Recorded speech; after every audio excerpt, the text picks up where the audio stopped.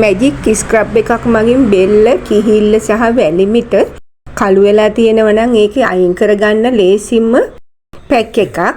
මේක magic scrub එකක් කියලා කියන්නේ. මේ සඳහා අවශ්‍ය වන දේවල් 3යි තියෙන්නේ. ඔයාලගේ ගෙදර තියෙන ඒවම කෝපි, කෝමාරිකා සහ සීනි. කෝමාරිකා වලින් කරන්නේ සම මෘදු කරලා තෙතමනේ රඳව ගන්න එක. සීනි වලින් කරන්නේ මතු පිට සමෙහි තියෙන කුණු සහ කළු ලප ඉවත් කරන එක. කෝපි කුඩු වලින් කරන්නේ සමේ මැරුණු සෛල ඉවත් කරලා දීප්තිමත් කරන එක. මේක සාදාගන්නේ මෙහෙමයි.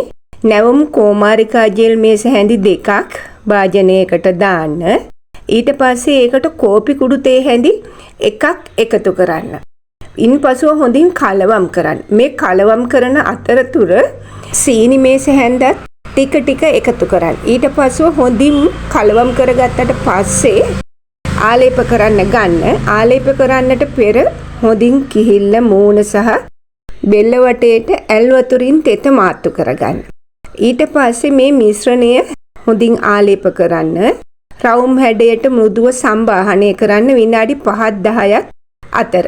වැලිමිට හා දණහිස් අත්යට වැනි කළු ස්ථානවල වැඩිපුර ටිකක් අවධානය යොමු කරලා මසාජ් කරන්න. පස්සේ සිසිල් වතුරෙන් සෝදලා හරින්න ඕන විනාඩි 20කට විතර පස්සේ. මේ සත්කාරයේ විශේෂත්වය තමයි සමේ තද කළු පැහැය සහ අව පැහැය ඉක්මනින් ඉවත් කරනවා. කුරුලේ ලප සහ සමේ රළු බව නැති කරනවා. සම පියකරු කරනවා. පළමු වතාවෙන්ම තමාට පුදුම සහගත මුදු බවක් හා දීප්තියක් එකතු වෙන නිසා ඔයාලට මේක සාර්ථක ප්‍රතිකාරයක් කියලා තේරෙවි. නියම ප්‍රතිඵල ලබා ගන්නට සතියට දෙවතාවක්වත් මේක කරන්න ඕන.